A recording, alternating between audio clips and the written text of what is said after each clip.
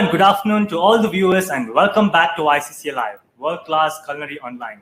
Today we have the third session in the series of webinars on contemporary desserts, and it is on Ruby Petit Gateaux. I will now hand over to our host, Shanaz Raja, Director of Courses at the ICCA Dubai. Over to you, Shanaz. Thank you, Karun. Hello, everyone, and welcome back to Contemporary Desserts by Chef Sabeen Farid from our Faculty of Bakery and Patisserie here at the International Center for Culinary Arts in Dubai. This is not just another cooking show. You are not here just to see recipes, but to see more new ingredients and equipment that are available in the market, especially for commercial food production, and to observe new techniques and methods. I do know that these desserts have a number of components, but it is very common when you go out to a restaurant to order a dessert that is made up of many components, and most important is the aspect of how these components complement each other. Today, Chef Sabeen has put together a composition to depict the concept of a petit gâteau. It may be small, but has to have separate elements of texture and flavor and a few hidden surprises that will show themselves as you eat. So keep your eyes glued to the screen and don't miss out the tiniest detail. Now, over to you, Chef Sabeen, and do tell them about the little vacation you took last week. Thank you, Ms. Shanaz. It was not my vacation, it was your vacation. You decided to take a sudden vacation. Welcome all to the series of modern desserts yet again. And today we're doing a petit gâteau in this series. Petit gâteau is a single mono-portion dessert which is enjoyed by a single diner. It is yet again composed of trending modern elements, and a typical modern petit gâteau would be assembled with a sable or a pastry beneath and the dessert sitting on it with all the inserted components. So today's dessert is called the Ruby Petit Gateaux, and it's inspired from the name of the revolutionary ruby chocolate. Now, how many of you have actually heard of this chocolate? Let's just find out. Ms. Shanaz, can we have the poll on ruby chocolate? Is the poll on, Ms. Shanaz? Put it on as you were talking. Can you see it on your screen? Yeah? Yes. Yeah. I can see it on my screen, yes. So the ruby chocolate, is it a chocolate made from the special ruby cocoa bean, or the chocolate with a characteristic rose flavor, or is it named after Miss Ruby Robinson? Are the answers coming in? Yeah, they're coming in. Okay, they're divided, very divided on this. 33% say that it's named after a special cocoa bean. 27% say that it has a characteristic rose flavor, and 34% say that it's named after its inventor, Miss Ruby Raja. Yes, that was a punch added in by Ms. Shanaz, that it's a chocolate named after Miss Ruby Robinson to confuse the viewers, I believe. All right, so should we say the right answer? Yeah, okay. Sorry, I got you. I said I almost added Ruby Raja after myself. Ruby Raja. Yes, but I knew that was a dead giveaway. Okay, Yes, so of course. we'll let you go ahead with the right answer now. Yes, so the correct answer is that it is a chocolate that is made from the special ruby cocoa bean. And we'll take this opportunity to speak a little about the ruby chocolate. This chocolate ruby is the biggest innovation in chocolate in the last 80 years. It is made from unfermented ruby cocoa beans, which is considered and it's marketed as the fourth type of chocolate after milk, dark and white. The flavor profile and the color of ruby is what makes it so unique. You can see these beautiful pink calyx right here. Ruby chocolate has a unique berry taste with hints of yogurt.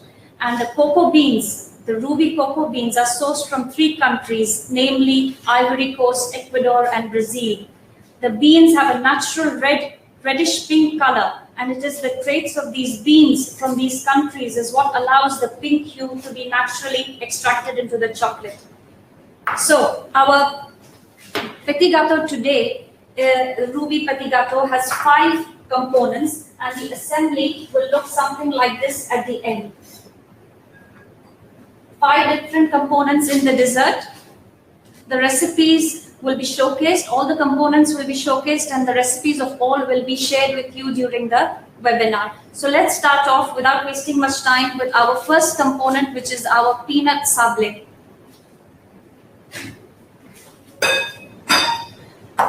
This is the component that we are showcasing now, the peanut sable or the peanut pastry on which the dessert is sitting.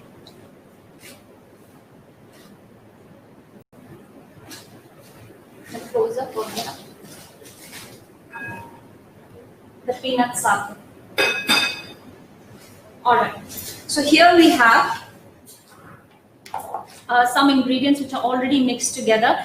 We have our icing sugar, our butter, and our peanuts, which have been mixed together till there are no lumps of butter remaining. And then we will add in vanilla, salt, and eggs to combine. Once we reach this stage, I'm simply just going to mix in the flour. I will just fold in the flour till the dough comes together. I don't need to overwork the pastry. My butter is the mixture is a little cool. It's very cold in this room, so the mixture is a little cool. Once the dough comes together, I will shape it into a slab, wrap it in cling film, and chill it for 30 minutes. Once it's chilled, it will be sheeted and then used further. I'll just use my hands to get this dough together.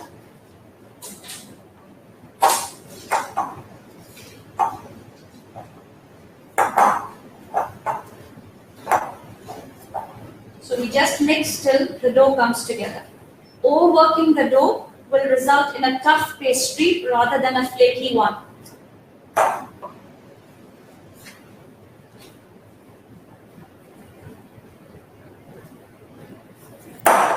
So as you can see that it's a crumbly dough now and it's almost come together. I will not work it further. I will put this entire mass onto a cling film and just close the cling film on it, and it will come together. So I will chill this now for, once shaping it into a slab, I will chill it for 30 minutes and then we will sheet the slab. So once sheeted, it will look like this. And then I will chill it again for a further 20 minutes and then cut it into discs. Discs which will be harmonious to the Petit Gateaux that you will be assembling. So in this case over here, we have used this 5 centimeter cutter to suit our gateau. And then once you cut the discs out, some more samples of the discs. Okay, after bake, this will be baked at about 160 for 8 to 10 minutes or until golden. And then we will reserve this for assembly later on. Moving on to our second component, which is our raspberry sponge. All right. The ruby chocolate is complemented very well with ingredients that contain berries and so on and so forth. And so we're using a beautiful sponge in this recipe, the raspberry sponge cake, which has a beautiful pink hue as well to complement the cake, the overall dessert. So here I have nothing but egg whites, which are whisked to stiff peaks with some sugar, castor sugar. If you do it in a planetary mixer, then it would be quicker. If you're doing it with a hand beater, it will take around 5 to 7 minutes. Once you achieve a stiff meringue like this, then you will simply fold in your dry ingredients, which will be your flour, your almond powder, and give it a good mix.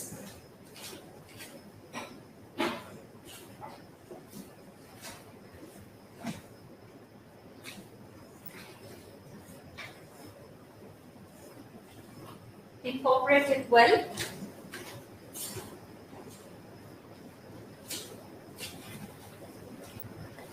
Once mixed, then I'm going to add to this some frozen raspberries which are defrosted, which is going to give this sponge its beautiful pink hue.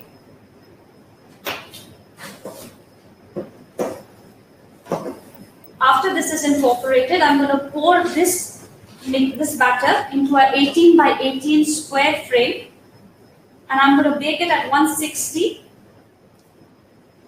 for 15 minutes. This is a beautiful sponge.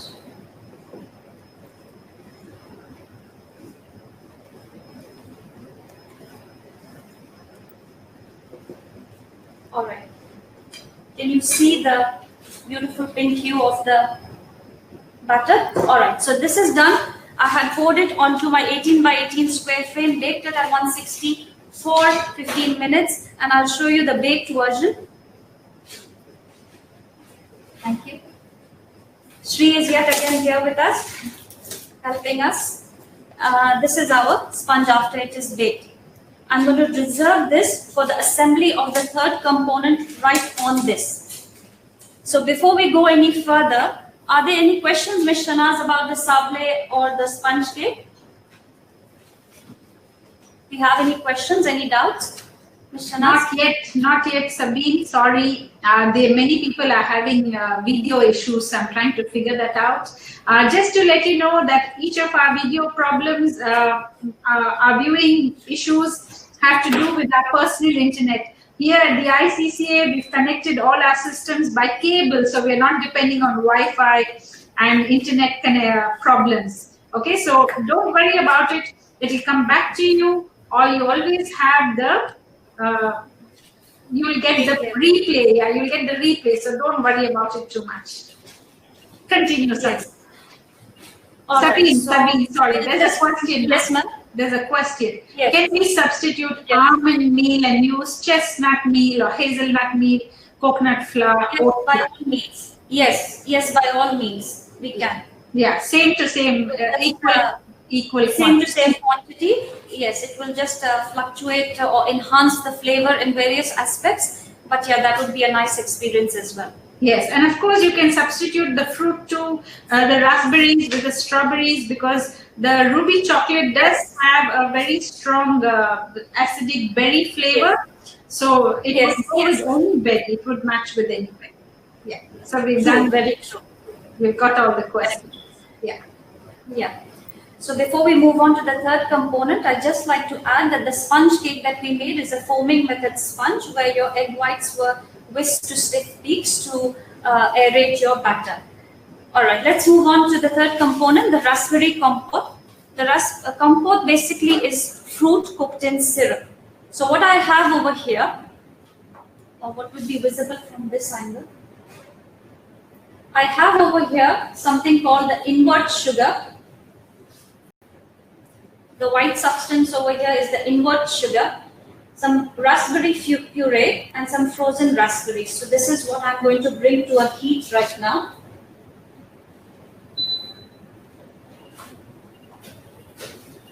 Now, what is invert sugar? Let me just explain that. Invert sugar is something that's a product that is used commercially in the industry. It is nothing but sucrose heated up with water. Why is it used? Is that it has a number of benefits. Apart from providing sweetness to the product, in baked goods it provides, it retains the moisture and gives it a long shelf life. In products like these, where fruit-based preparations or water-based preparations, it prevents the crystallization of sugar, which would occur if table sugar was used. So we just have to bring this to a heat before I add on the other ingredients.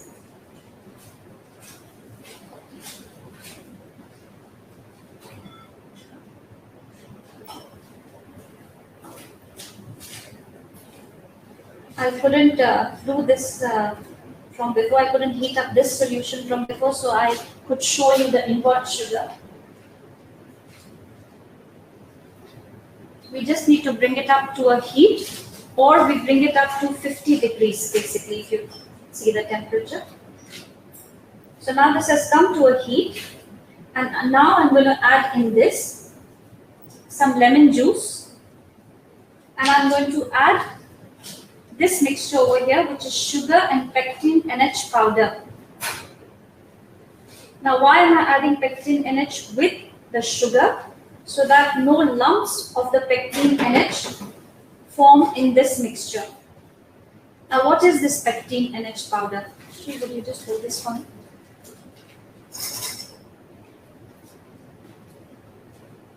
Just thought I'll get a whisk so that in case.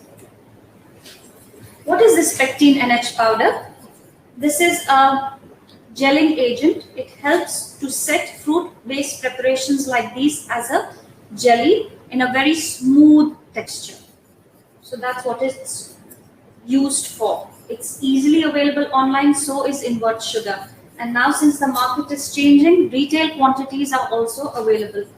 For residents in Dubai, you won't believe how easily online things are available from world over, plus with local online sources as well.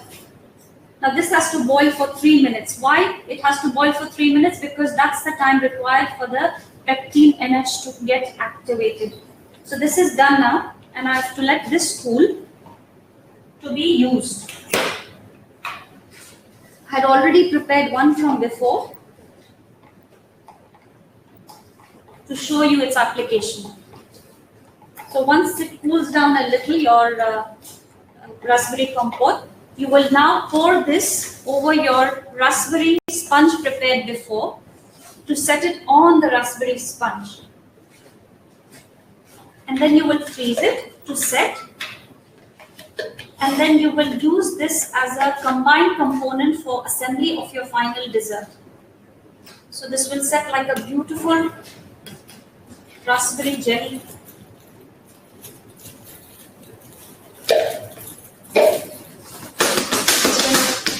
Pat it a little so that it spreads evenly.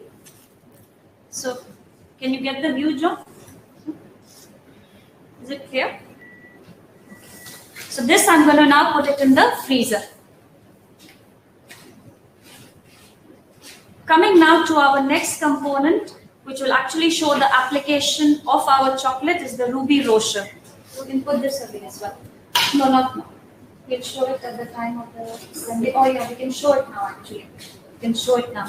So the sponge, yes ma'am? Just a question, what other sugars can you use if you don't have invert sugar? Yes, then you can use either glucose in the same quantity, or you can go by your regular table sugar. And any other, like they can even use a syrup like honey or corn syrup if they need to? Corn syrup can be used, the light corn syrup can be used. Yes, light corn syrup can be used, honey can be used, but it would alter the flavor. So we have to be a little mindful of that. Okay, thank you. Alter the flavor. Welcome. Yeah. All right.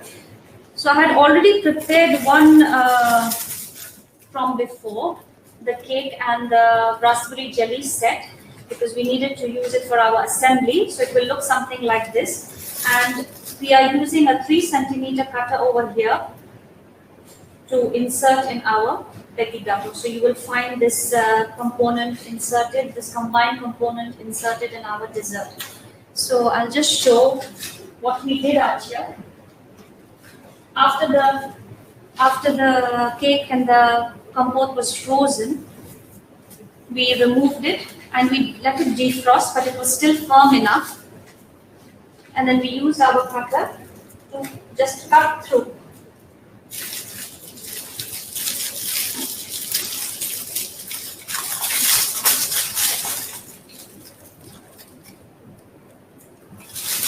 And then we just remove this insertion, which is combined raspberry cake with the compote. And then we're going to use it for our final assembly.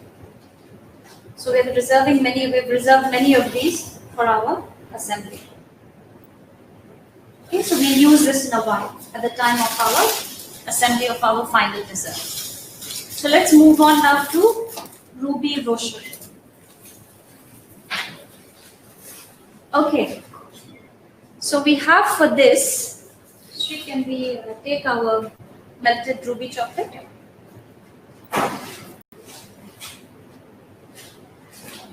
For this particular component, I have over here, should I place it over here, John? Yeah, it's easier to see. We have over here some melted ruby chocolate. Nothing is added to it yet. And I'll just... this one? Yeah. So I'm keeping it on a bain-marie.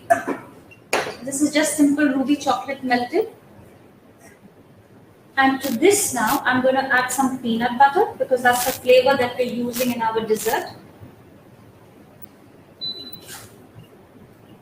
And I'm going to add in some crushed peanuts. So this is going to serve as the crunch layer, one of the other crunch layers apart from the sable in the dessert.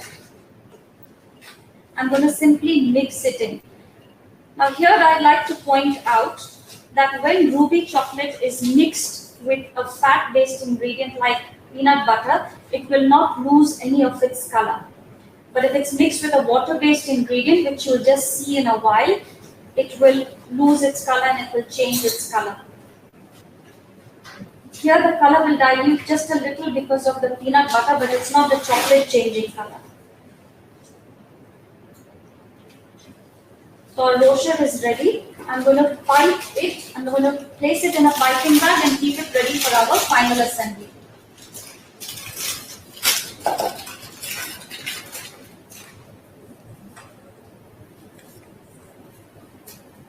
I'm going to reserve it for our final assembly just in a while.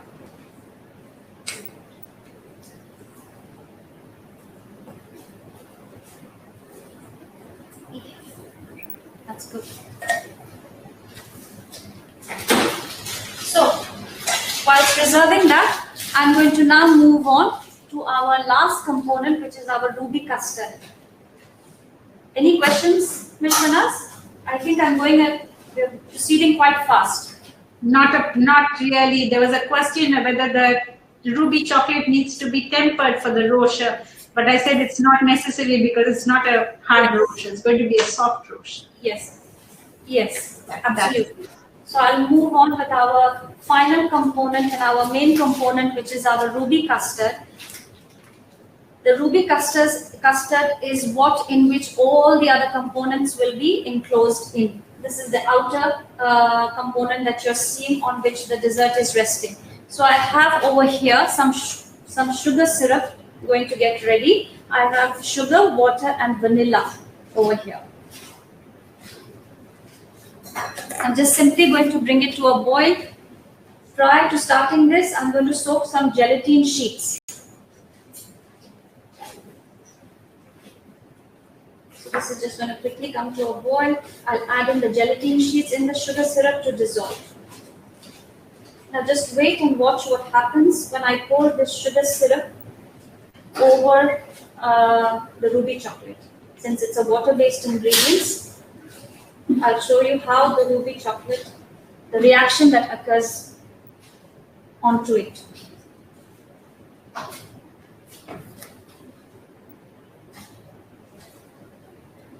Normally can be switched on.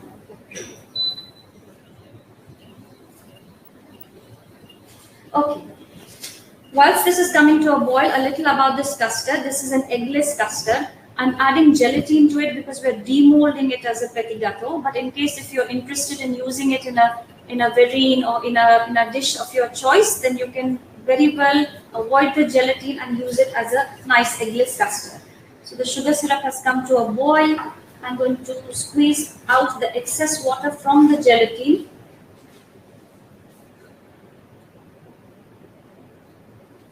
And I'm going to add it in. I'm going to mix it to dissolve.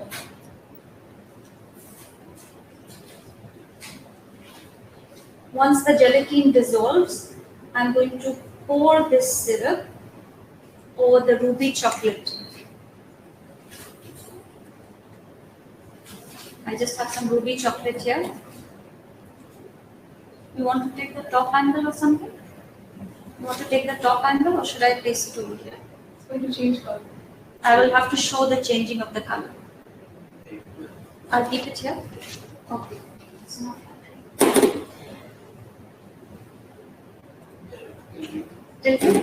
Okay, so this is just plain pink chocolate now. I'm adding the syrup to it.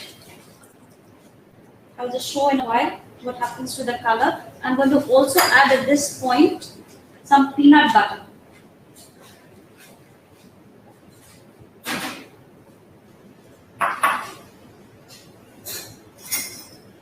And I'm going to simply mix this because the sugar syrup is hot.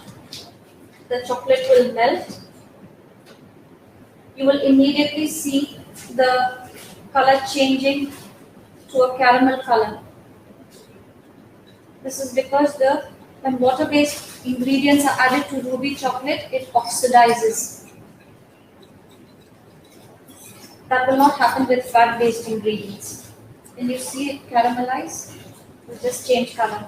Even if you incorporate cream into it, the more you expose it to oxygen, if you emulsify it, the more the color will dilute, dissipate, the flavor will also dilute. So this is what we have here. Okay, so this is one interesting fact about the chocolate. It's the same reaction that happens to berries when you cook berries. It oxidizes. It's somewhat the same reaction occurring over here. So once this mixture is ready, I'm going to add in this some sea salt. This peanut butter does not go without some salt. And then I'm going to add butter little by little to mix in. Ensuring that each addition of butter is incorporated before the next.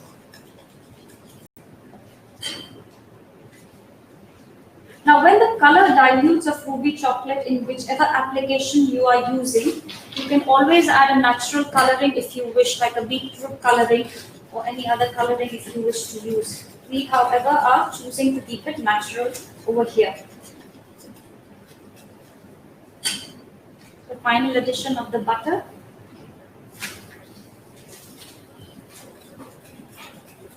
Once the butter is incorporated, I think I'll take this in the big steel bowl, or I think, did we keep the, yeah, big steel.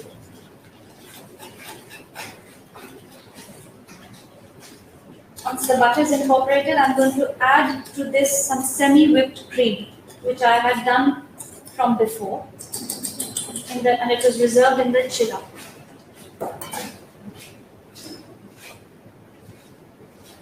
Thank you. Just adding the mixture.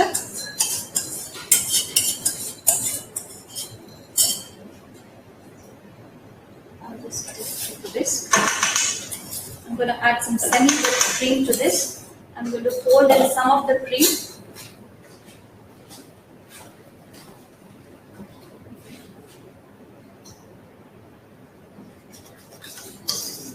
Until it's well incorporated.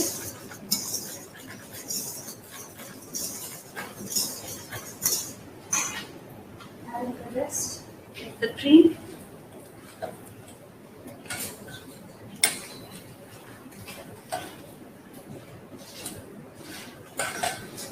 I'm going to mix it to combine. The last and final ingredient that I'm going to add in this, after the incorporation of the cream, will be frozen raspberries which have been defrosted.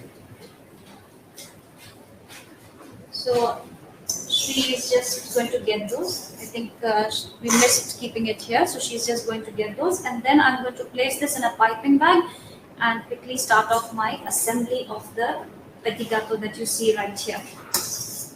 So the result is somewhat like this after the incorporation of the cream, and once we add in the frozen defrosted raspberries, you will get a beautiful pink hue anyways. Thank you. Yeah. You're getting a beautiful pink hue anyways, complementing the dessert.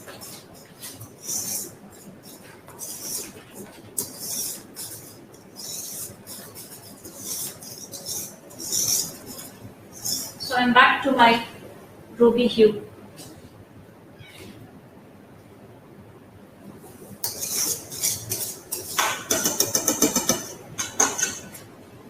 going to now place this in a piping bag and get ready for my final assembly. Before that, I think, Ms. Shanaz, we have a poll. Yes, we do, Sabeen. Sabeen, do you know that as I put on the poll, I'd like to tell you that my dear friend, Mrs. Lal, is watching us. And I'm so excited. I'm not able to sit quietly. Lal from Pakistan. Yes, and she knows all about ruby chocolate, which you would expect of her. Yes, I'm sure. Yes, she likes to keep herself updated, isn't she? Totally. Travels all over the world to update herself. Okay. True, So, very true. okay, so the question is, an important characteristic of a Petit Gateaux is 75% of the people have got it correct. A dessert with an outer set layer with a soft and delicious center. And that's what Sabeen is going to show us now, how to make. Okay. Yes, absolutely. Let's start off with the assembly. So we are using over here a particular kind of a mold, a flexible mold to assemble our dessert. The link of this mold is easily available online, and the link of it is also enclosed in your recipe cards. Wherever you are in the world, you'll be able to source it.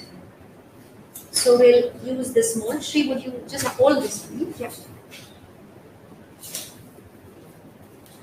So this is our custard.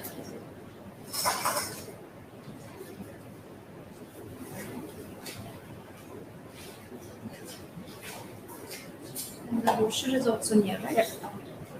I'm just going to snip off a little.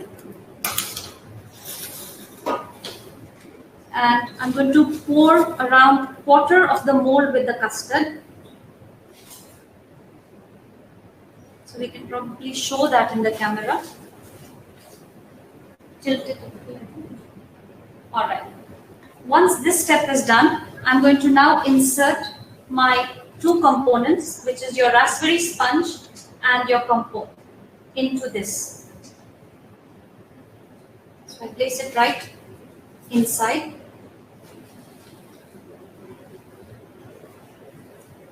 Top side down, and then you can show that probably here. All right, then I'm going to top it up with more custard to enclose the component inside. And then I can just pat it a little for it to level.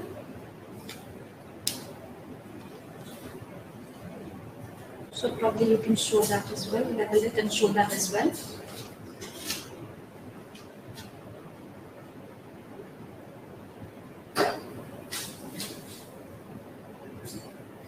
Now, at this stage, it will go in the freezer for a good 2 hours or so. But if you're using a blast, 15 to 20 minutes would be good. And then we will top it with the ruby Rocher. So we have one already.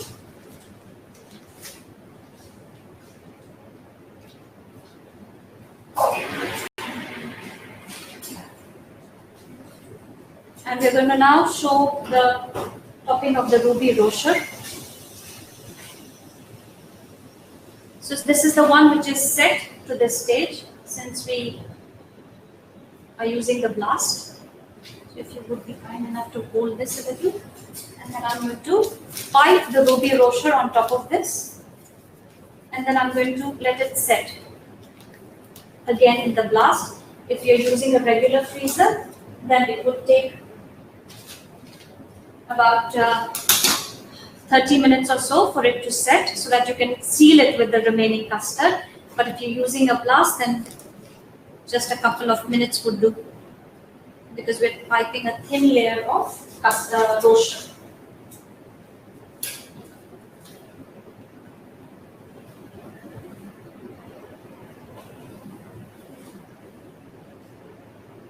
So you can show that in the camera. And then this would go in the blast right now. No, that's okay. So I just place that in the blast for a couple of minutes. and then I will show you the sealing of the custard. Now in the meantime, whilst that's in the blast, I will start with the final assembly of the product, that once it's sealed, it's demolded, what does it look like and what do we do after that. So Shri, I think you will need to get the one from the freezer to reach this stage. So I have over here, prior to where the dessert will basically sit, it will sit on this platter. I'm going to use the peanut sable as the base, and I've just dusted it with some edible gold dust, and I'm going to glue it to this base so that while transportation to the guest, it does not move. All right, you're here. So let me put this aside, and I have to work with this now since she's here. This is your frozen dessert. Once it comes out of the freezer, I immediately have to spray this with a velvet cocoa butter spray. This application has to be done immediately as it comes out of the freezer. So I'll just show.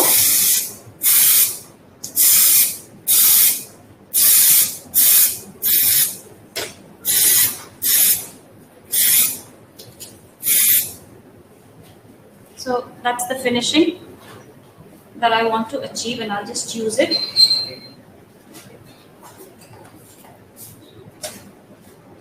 So what is this? This is the velvet cocoa butter spray. It comes by chefs. It can be prepared from scratch, where equal amounts of chocolate and cocoa butter are melted with the addition of color of choice, and then they are added or poured into a spray gun, and then they are sprayed onto the dessert.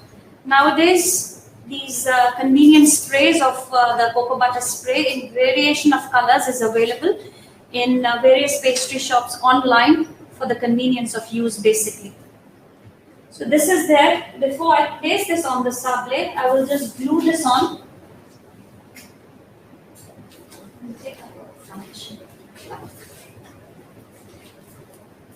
I'm just going to put some liquid glucose onto my slate. Just dusted that as well with some gold shimmer. I'm just going to place it and press it down. Once done, I'm ready to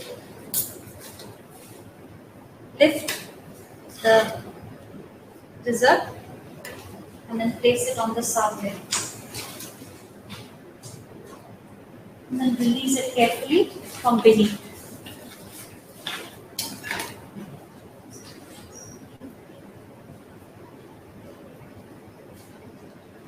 That's it. So now I'm going to do the final finishing. Before that, you want to show I think your Rocher must be set, right? So after your Rocher sets, we'll just get back to the mold that we were assembling. Before the Rocher sets, once it sets, we'll seal it with the custard. The Rocher has set because we have been using a blast over here. Prior to adding the custard on this, I'm going to top it with some fresh raspberries.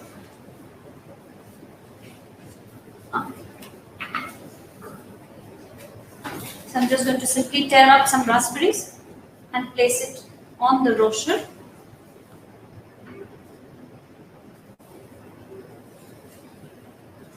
You can show that in the camera.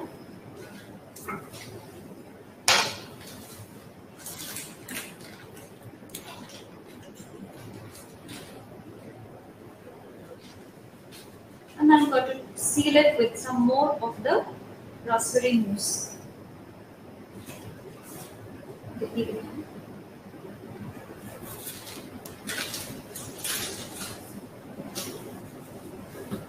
Level it.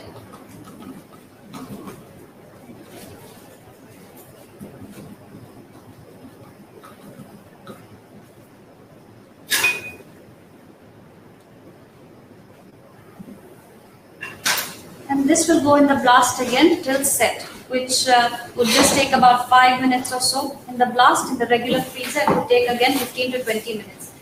We'll have to clean this a little later. Okay. Now we need to clean it with hot water. Okay.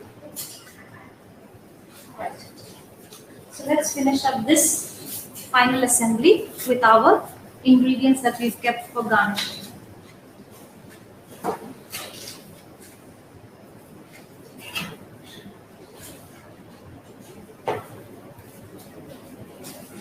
We keep it simple.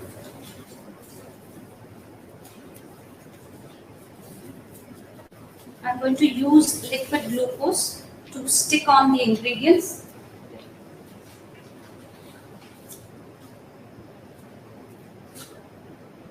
Just going to 5 droplets of liquid glucose, and I'm going to dip the raspberry in the pink shimmer and then place it on my plate. Then I'll use the gold druggie. Just pipe some of the glucose and just taste the druggie to stick. And it decides not to stick. Okay. Then I go on with some peanuts. Again, pink peanuts.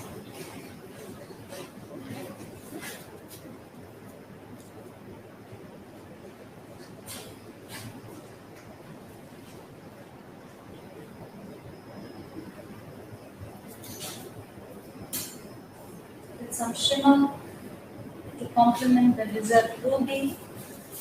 And here you have to take out my gloves. It's interfering with this work.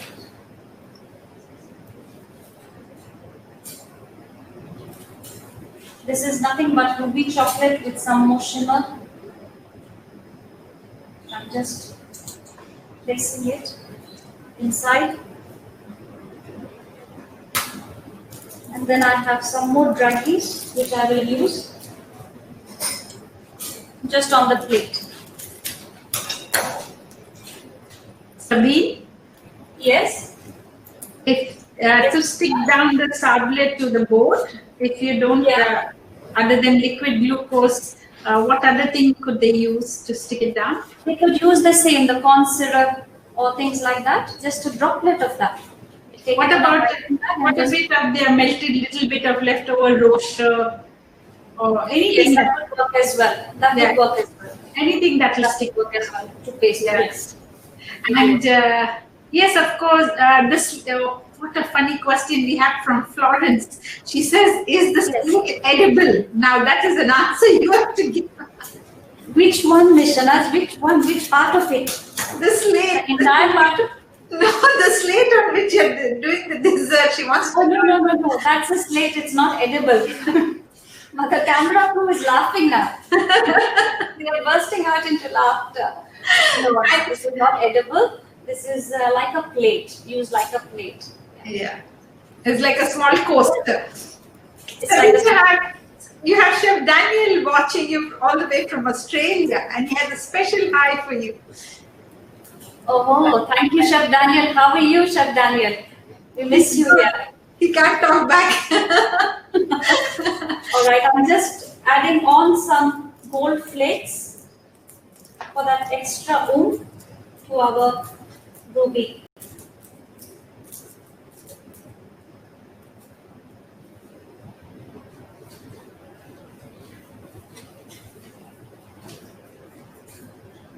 I think I've not forgotten anything.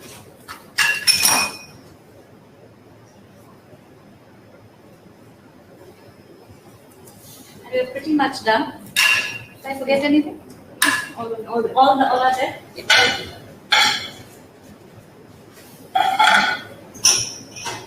So that's there for you, our ruby Petit Gateaux. One assembled right in front of you. It's frozen. Now, technically, you would leave it in the chiller at this stage till it comes to service temperature, and then you would serve it. But the dessert has to be assembled frozen, as the cocoa butter will not catch the application otherwise. Sabeen, I have a request. Yes. You know the one you put out earlier, do you think it's soft enough to cut and show the audience what it looks like from inside? Yes, for sure. We'll just do that.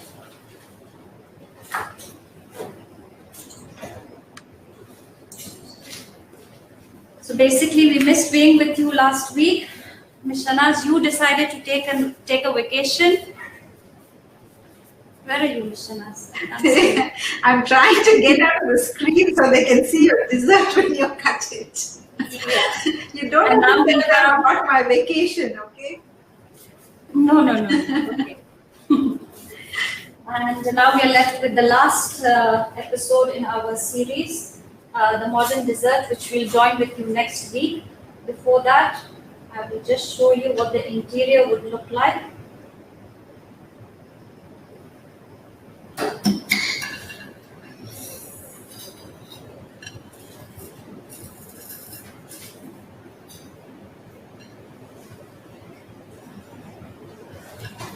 Is it visible? Yes, it's visible. Looks lovely, yes.